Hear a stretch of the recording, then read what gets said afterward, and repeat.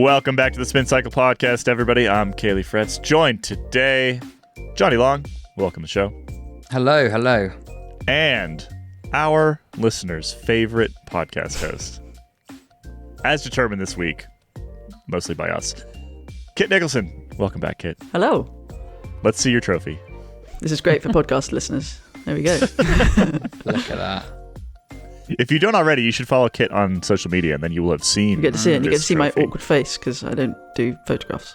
But I did add a bit of Lockie, who I reckon, and actually the comments would suggest he has a lot of credit to take, despite having never really made any comments on the podcast. But there you go. That's dogs for you. You can't dislike Lockie.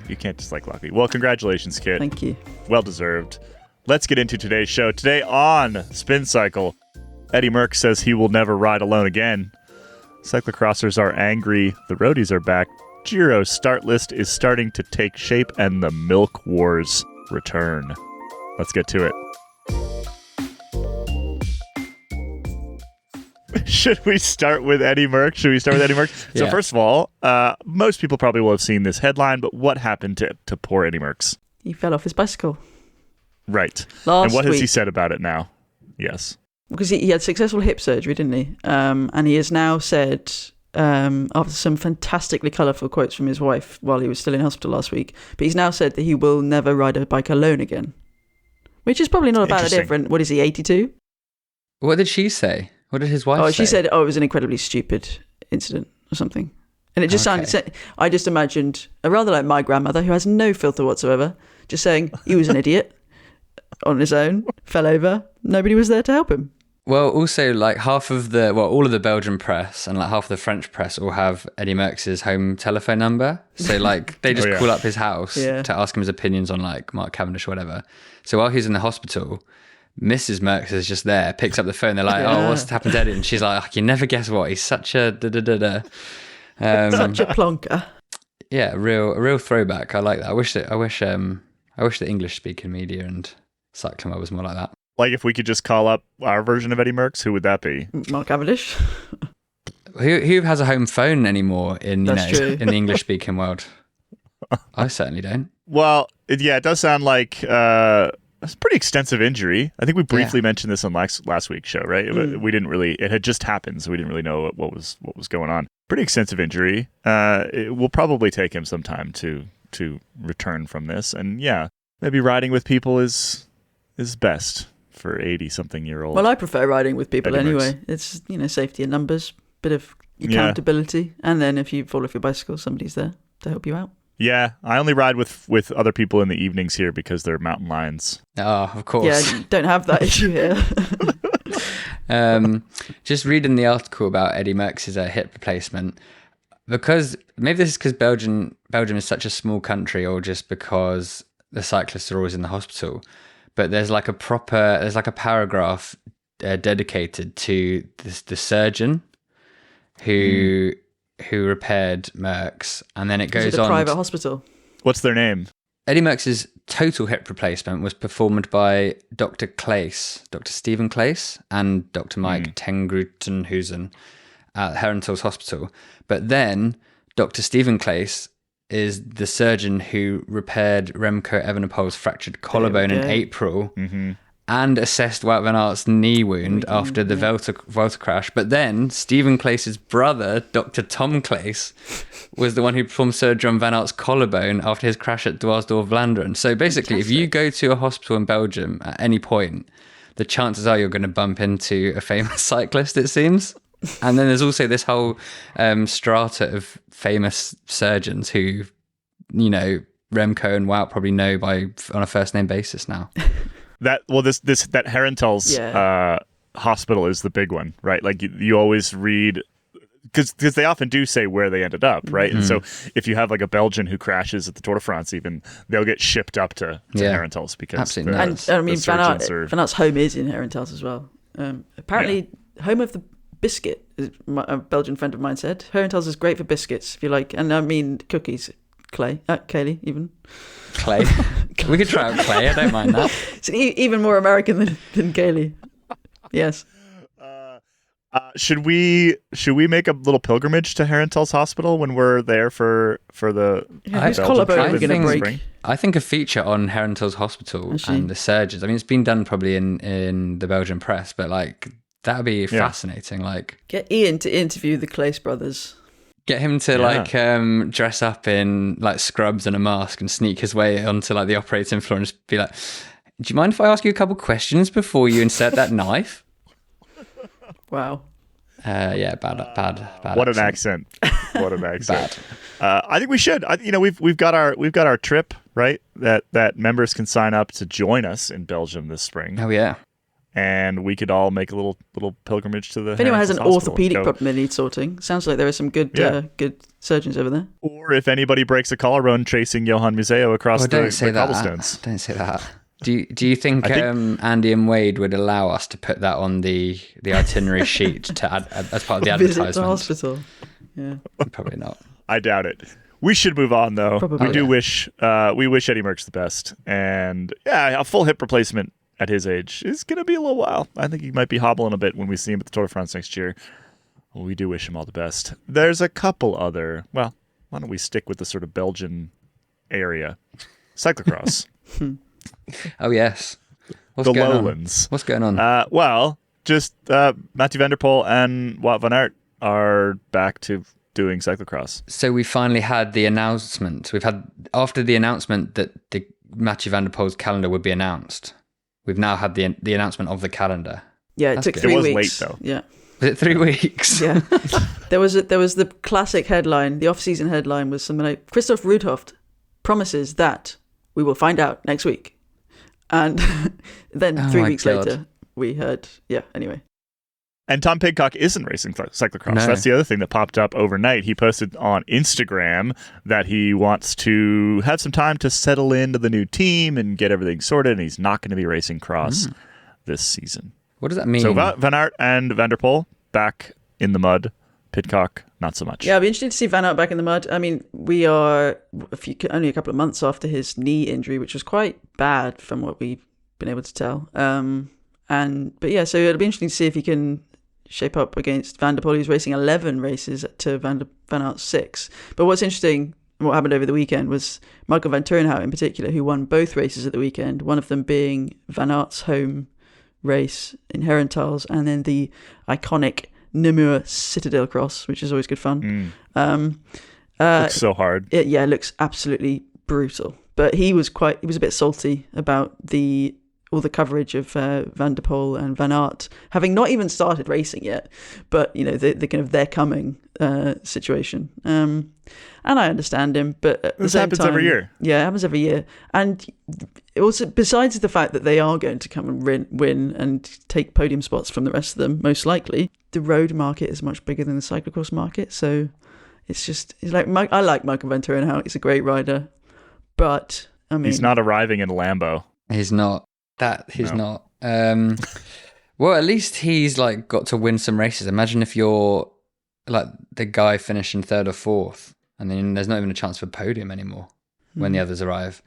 Well, just for a bit of cyclocross coverage while we're in cyclocross land, the fact that the World Cup has been changed in its format this year, and that Van der Poel's selection of races is basically all World Cup, it means he's going to win the World Cup as well.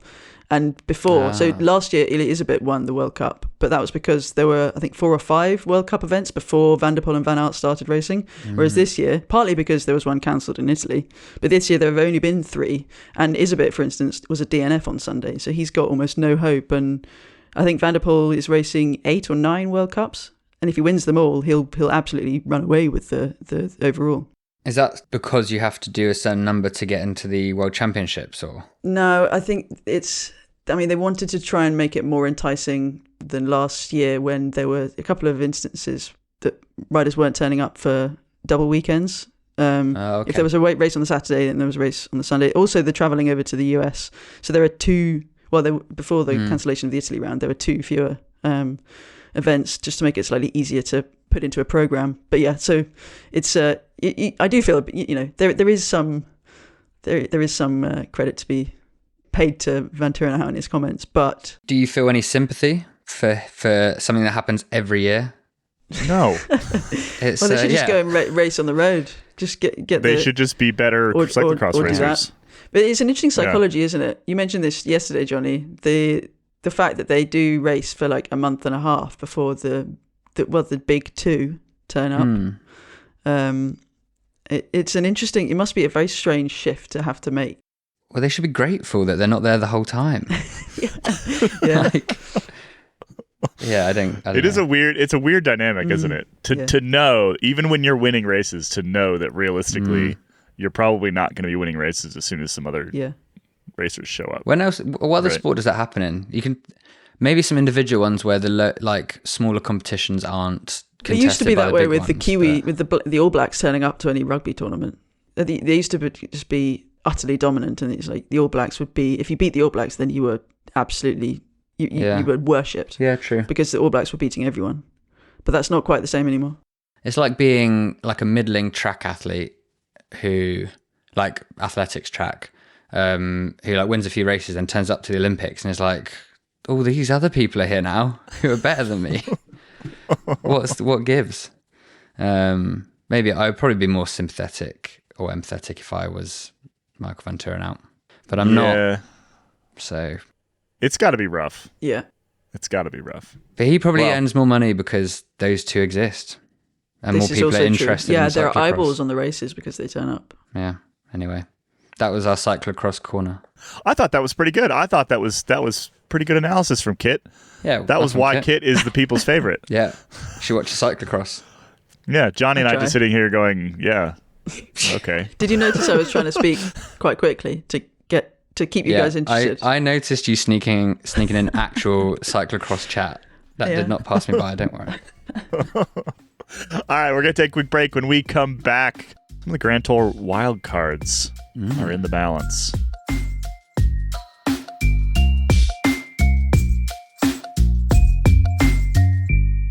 Welcome back, everybody. We're talking Grand Tour wildcards because it's a bit interesting this year, particularly. Oh, here we're heading back into Pidcock Paddock over here. Uh-oh. Particularly after Tom Pidcock went to Q365, which sort of, well, it puts another team in the running for some of these slots, right? So just as, I guess, a small bit of background for anybody unfamiliar with the system here, I'll do this quick. World Tour teams have guaranteed access to the Grand Tours. That's part of being a World Tour team. It's part of the value of being a World Tour team. But all the second-tier teams, some of them get access via various means, being at a certain ranking or whatever, but there are still just straight-up wildcards for the Giro, the Tour de France, and the Vuelta a España.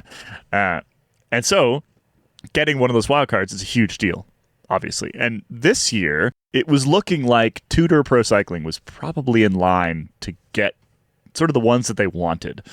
But Pidcock joining Q365 and potentially looks like Elia Viviani, maybe, moving from Ineos also to Q365, would put them sort of more in the running for, I think, in particular, the Giro d'Italia, right? Well, especially because with Julian Alaphilippe signing for Tudor, that could see them get a Tour de France wildcard.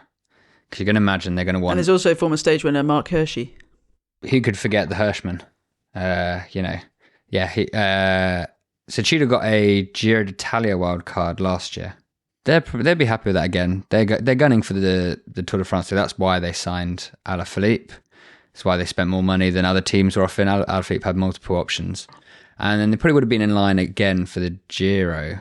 But if Alaphilippe wants to ride both, maybe Tudor would get it still. But with Q36.5, Viviani and Pidcock doing the Giro, I think that's quite an enticing offer.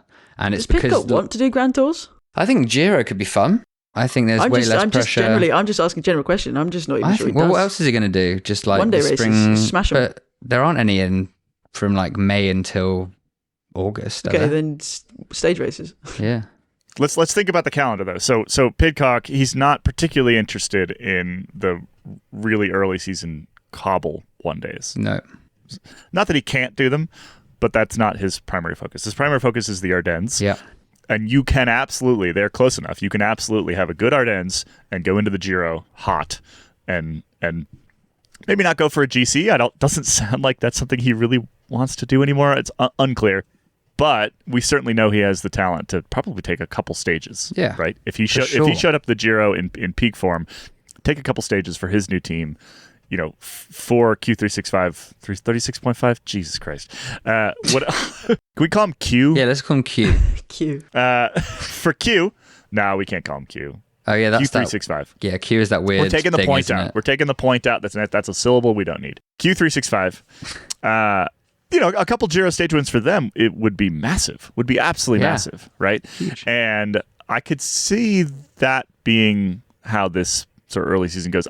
When they were first talking about, prior to Pidcock, they would have been lucky to get a Vuelta invite, right? Which is the sort of last option, right? That tends to be the first. Generally the first race that a sort of up and coming team will get, unless they're Italian or something like that. But the potential addition of Viviani adds a whole nother layer. If you're Mauro Vegni, the guy who runs the Giro, he's the Christian Prudhomme of RCS, right? You're looking at that and going, I want a high-profile Italian at my race who might win a sprint, might not. I also want Tom Pidcock at my race because he's going to bring a bunch of attention, as we have found out, quite obviously this fall. And I would guess, like you mentioned, Johnny, that Tudor probably is the one that loses out here, potentially is the one that loses out here because, for them to go to the Giro, Vegni is going to demand that Alaphilippe is on the start line. And I don't think Alaphilippe wants to do the Giro. No. And the only reason that it's come up is because Lotto Destiny, who will just be Lotto, I think, next year. Lotto, yeah. They will. They're not doing the Giro again.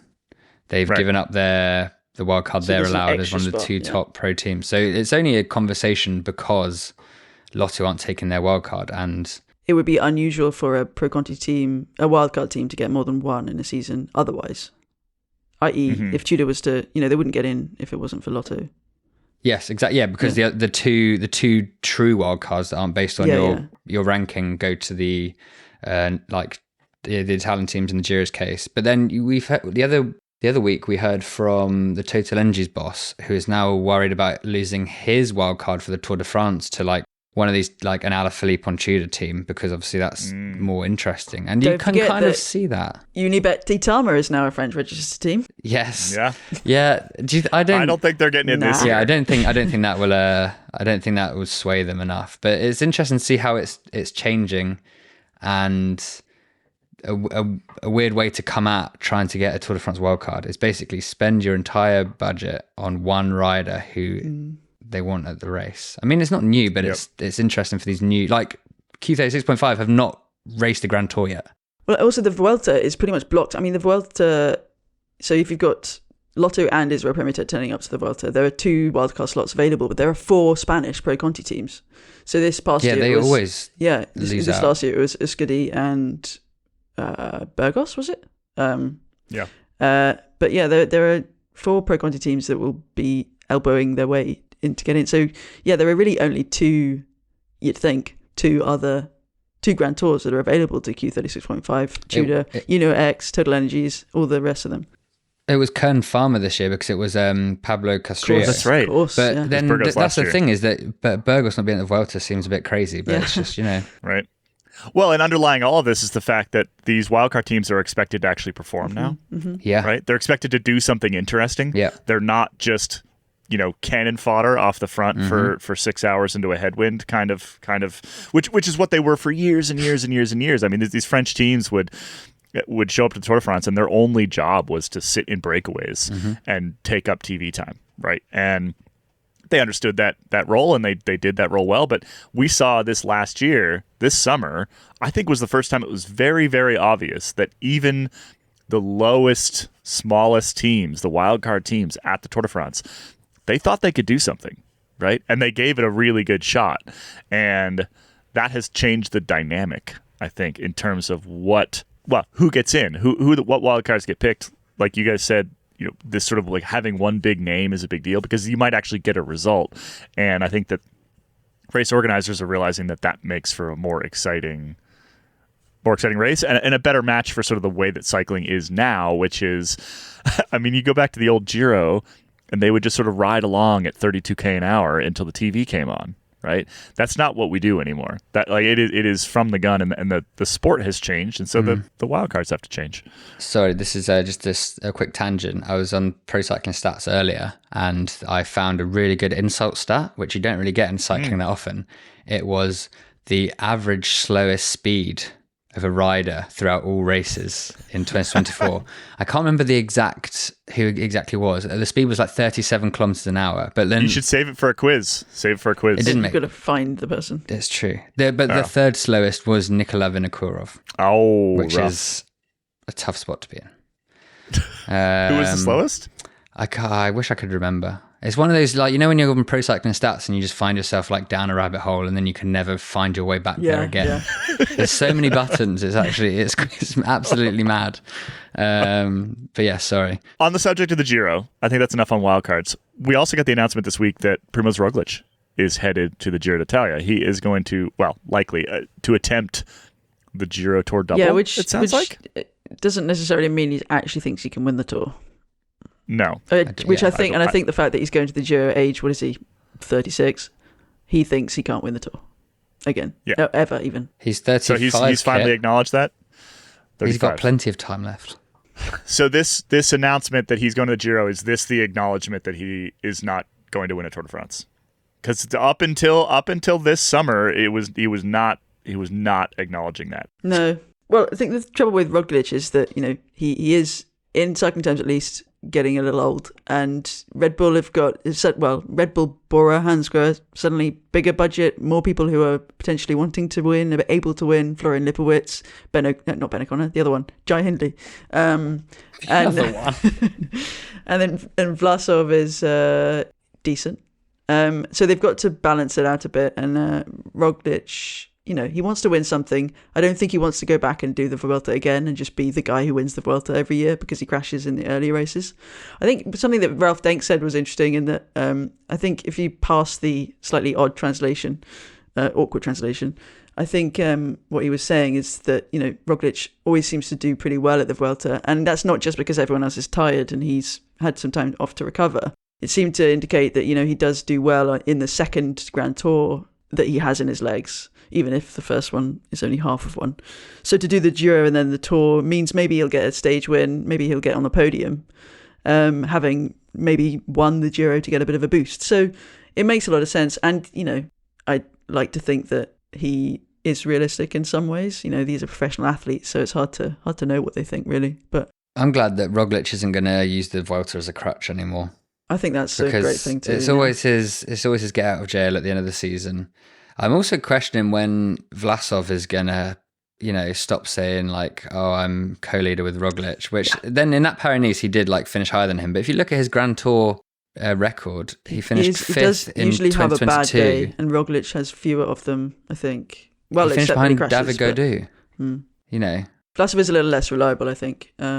Yeah, I agree. But it'd be interesting to see what Florian Lipowitz does, although he's going to be in a team role this year. The other people who've signed up for the Giro. It's not like a big sheet at the in Rome. Adam Yates and Juan Ayuso will be racing for UAE Team Emirates XRG, which will be their new name because they've just announced. Oh, are they actually adding XRG? They've added XRG. They announced today. On the kit.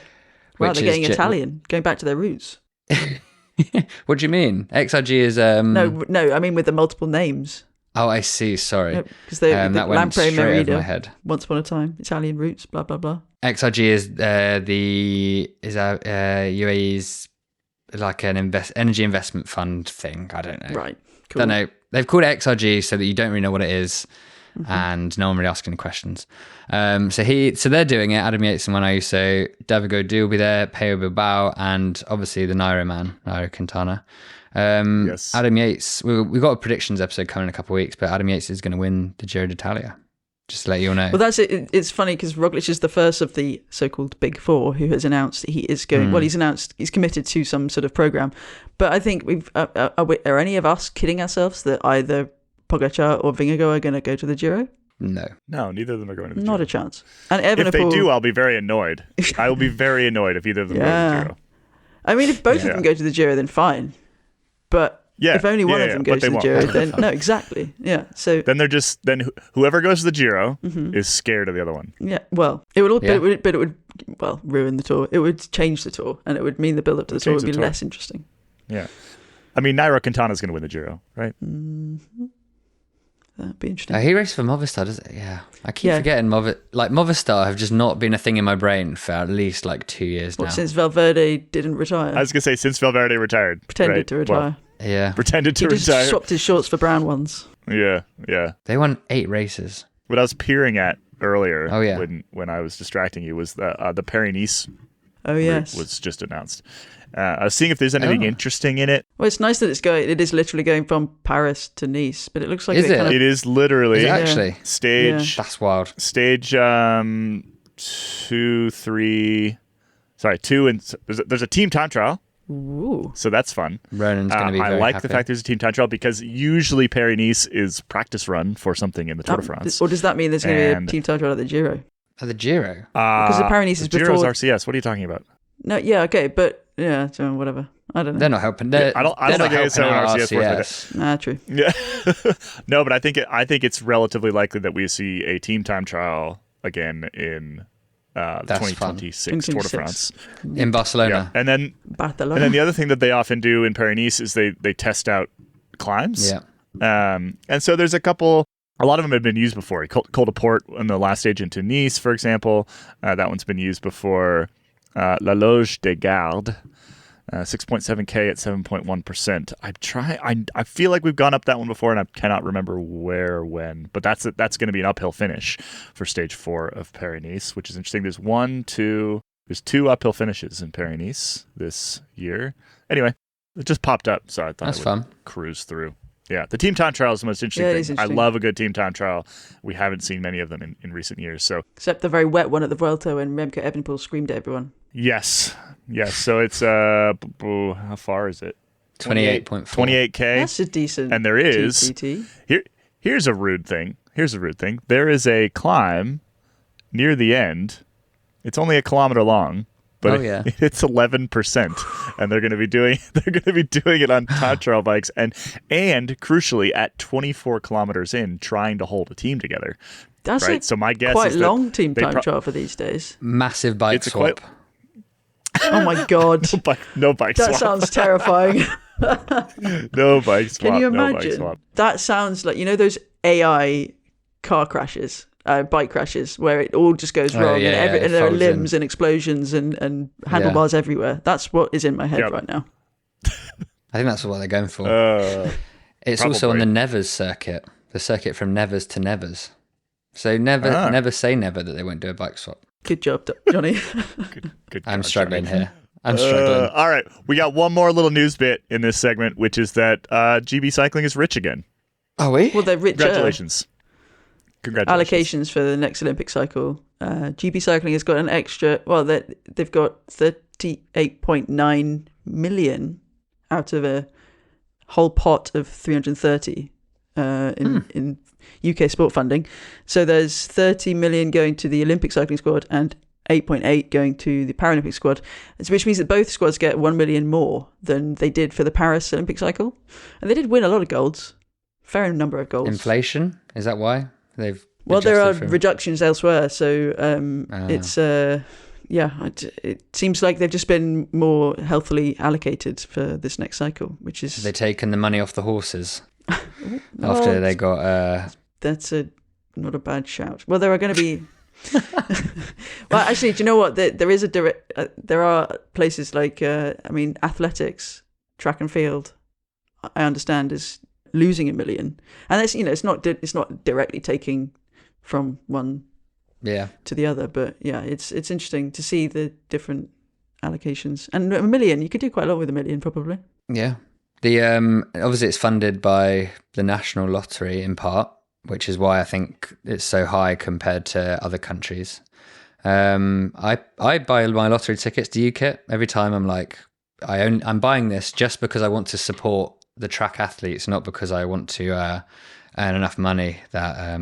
Well, what I would say what's really good about this is that the allocation is, it means that Paralympic cycling is getting more than 10% increase in funding, which is fantastic. And that's that's a huge boon to the Paralympic community. And Paralympic cycling in the UK is fantastic as well.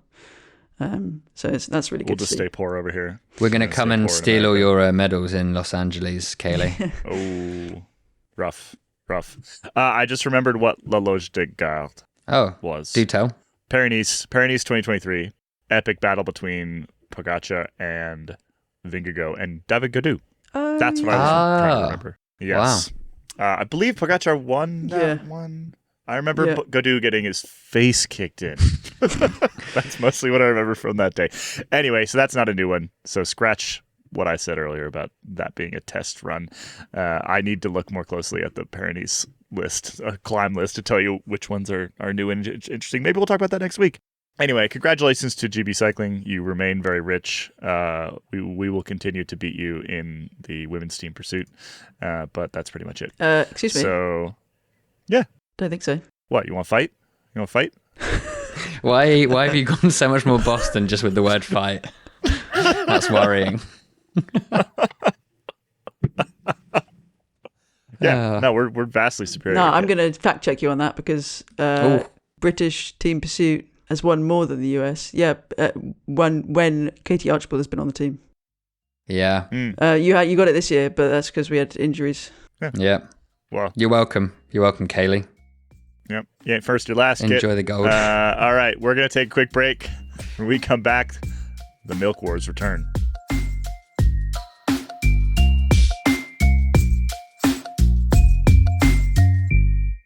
Welcome back. Big Dairy is at it again. Well, are they? Are they? I don't think so. Are they not? They're out of it. They're out of it. They've not been invited to the picnic. For the listeners at home, Kit went immediately to take a victory sip of the can of appetizer, which I've never seen before in terms of how to celebrate a pun, but I enjoyed it. Yes, DSM Firmenich PostNL have, thank goodness, got a much better name for next year. It is going to be, let me get this exactly right, a Team Picnic PostNL. So not only do we have alliteration, we've also replaced DSM Firmenich, which is a big sort of pharmaceutical company, I think, with an online grocery shopping experience in the Netherlands. So the way that this ties into the dairy war, the milk wars, is if you remember a week ago, DSM Firmenich were under fire for the new dairy cow additive that reduces methane emissions. And then, conspiracy theorists... I think you mean under fire for the depopulation efforts that they were engaged in, with, allegedly. Yeah, Bill Gates was cycling around with John Degenkolb in a DSM kit, and they were plotting how to, depopulate the UK. Yep. Wow. So, all the UK conspiracy theorists pour in the milk down their toilets in protest have successfully managed to make our lives easier by replacing the DSM Firmenich. No, their sponsor change has nothing to do with that, I presume. No, we should point out that it's got almost certainly nothing to do with this. But it's fun. It's fun. I think that Team Picnic PostNL are now the nicest sponsors because it's sending letters and delivering food to people at their homes. Nice. Yeah. Which I think it's great. And it sounds good. And picnic is an actual word, whereas DSM Firmenich is just difficult. So true. And it's a fun word. Picnic is a fun word to say. Yeah. It also, it's good kit. I'm all about it. I like the kit too. It's way superior than the nonsense they had last year. 100%. And do you want to know what Picnic PostNL have spent their money on? They've signed John Degenkolb for another 2 years. Yeah, so he'll be racing for them until he's 99. Yes. It will take him up to when he's 37, at which point he'll have been racing for 20 years. That's wow. Which is insane. I mean, of all he's 35 now? I like 36 John in January. He's a good egg. Same. He is a good guy. So I'm a year older than John Degenkolb. Or 6 months older than John Degenkolb. Yes, you are. We could have raced juniors together. I think they may have also... You could have if you'd grown up in... let me just check this out. If you'd grown up German. in... Yes, I'm just trying to go for the town. I added comedic effect. In Gera, in the east of the country.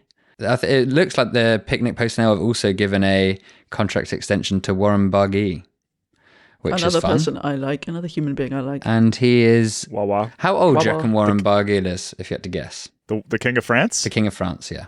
Hundreds of years old. Has he been manning ramparts with Victor Lafay? All of this. Never say never.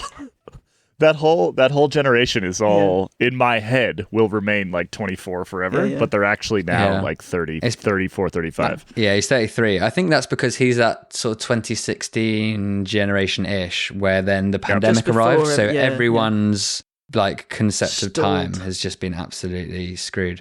Yep. Yeah, so there's your update on Picnic post NL. We'll have to see if that proves as popular as our Tom Pidcock coverage. But relatedly, talking of the King of France and the man who coined that term, Ben O'Connor. Ben O'Connor is apparently the vice world champion. Did you like that segue there? Yeah. That was very well done. That was great. Yep. For what is a vice world champion? Well, to be clear, it means something different in American English. Yeah. Okay, well, and in English.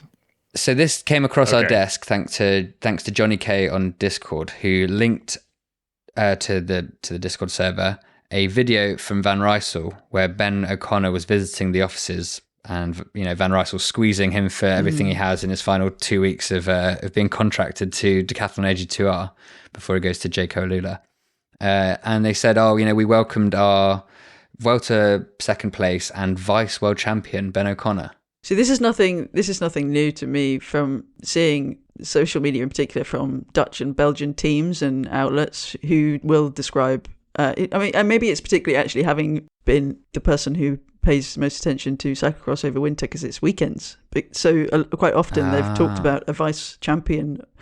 I think it's a semantic difference. So it's like how we say runner up. It just happens to be, if you've had a conversation with a Belgian or Dutch person, I imagine they might be like, oh yeah, that doesn't make sense, because it doesn't work like a vice president or anything like that.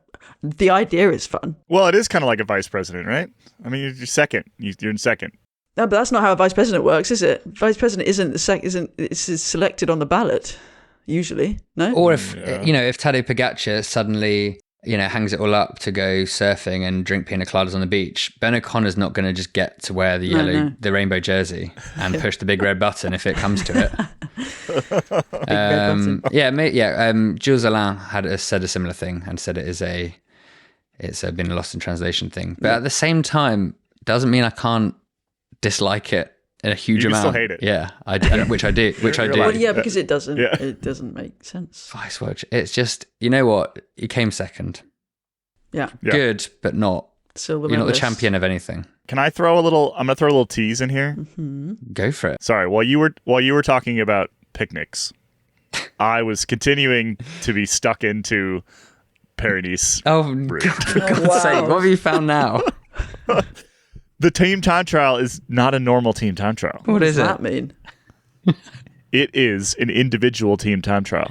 What do you mean? Sorry, what? No. Accumulated my time. goodness, it's an individual. Wow. Quite. This is going in After Dark. We're going to talk about this in After Dark. Okay. People could Google it.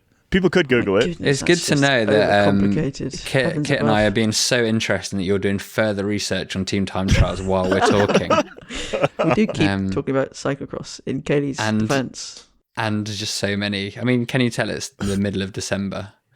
Yeah. We're going to talk about what an individual team time trial is in After Dark today, because I have thoughts. Oh, wow. I have thoughts. I have many thoughts. Ronan's not on the podcast today. Oh, I can see him sighing. It's because it's his daughter's birthday, so happy birthday. Happy birthday, Sophia. Happy birthday to her. But he is going to be so annoyed that he missed out on giving exactly what he thought about this team time trial. I'd like to know what he thinks. Mm-hmm. Well, I hope Sophia's still getting all the attention that she deserves after this news dropped. But he's joining us tomorrow for the predictions episode. Yeah. Fantastic. Well, I'm desperate. I'm desperate to get into After Dark so I can talk about an individual team time trial. So we are going to wrap up the regular show. Cannot wait. We're going to wrap up the regular show. The free version of the show is ending right here. Just a quick bit of, I don't know, festive logistics planning discussion. Festive planning. Obviously, the Christmas, New Year holidays are coming up. We're going to take a little bit of a break here at the pod, but we're going to record a couple extra episodes for you this week, so you will have things to listen to over that holiday break. You're going to have a quiz, right? Annual quiz, which the winner gets to We haven't got that far yet. We haven't got that far yet. The loser is also bad things will happen. Bad things will happen to the loser. Good things will happen to the winner. And then we're also going to do a predictions episode talking about what we think is going to happen in 2025 in cycling. And that'll be a super fun one. And those will be going out sort of normal time next week and then the week after. Yeah. So look forward to those. Now, it's time to head into After Dark. Team time trials. Individual team time trials. Oh, you sound so excited.